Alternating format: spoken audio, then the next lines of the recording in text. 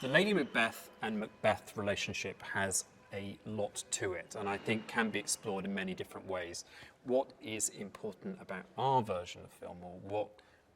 we loved about telling this story, was the idea of exploring how Lady Macbeth has to cope with a husband who's returned from war and is damaged by that war, and how the man that she saw go off to war months or years before had changed by the experiences on the battlefield. And by doing that, and by shifting a few things in terms of the sort of greater world that Lady Macbeth lives in, I think that it sort of offers a slightly more complex picture than the idea of the evil wife that leads her husband to kill.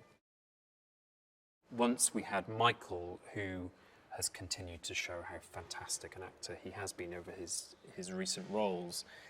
we had such a solid foundation by which to attract other people to the project. And then it was wonderful that Justin Cazelle responded so well to the script, and through that then to go to Marion Cotillard and to be in the situation that we are now.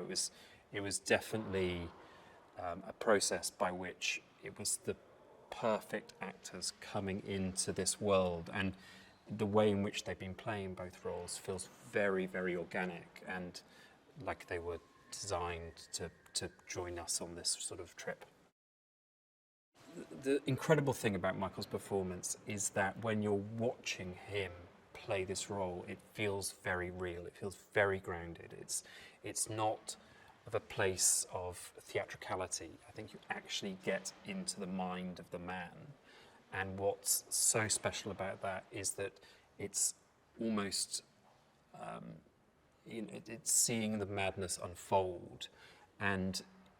you're sort of watching it, and you know you have no control or no way to help him. So you're seeing and knowing the events that are going to unfold, and it feels surprising and new. It allowed us to really, at the centre of the story, put a character that had an otherness as part of the story. So the idea of not taking a couple that I guess that were the traditional either English or Scottish actors, but to actually bring together a sense of slight separation for Lady Macbeth, that she exists in this community, but she is slightly different and feels that she is slightly different, and her agenda is slightly different to the other women that live in Inverness, allowed us to tell, I think, a little bit more complex story for the Lady Macbeth character. And I think all of that, together with her incredible performance, will really be a surprise for people, and I think be a really new, fresh way of looking at Lady Macbeth as a role. In terms of the language, I think it was very important for us to keep to the original verse, because at a certain point, you end up making a very different film if you're not using the rules of the verse or the rules of the dialogue in the film. And I think that our challenge was to cast the film and to bring together the filmmaking team that would make people forget that they were listening to something which was slightly unusual. And actually, I think that people will be very surprised about how they don't notice actually the sort of historic terms within the story, and that actually the emotion and the performances will pull people through, whereby they don't feel lost in a way that they might be scared about going to the theatre to see it, or in other adaptations. Yes, the tragedy is at the core of the story, but that is also a love story in the sense of Macbeth and Lady Macbeth, and how they're struggling to keep their relationship together. But outside of that is the structure of kings and queens, about how one king takes over from another. Is the world going to be a better place because one king has taken over from another king? And I think that wider context gives the film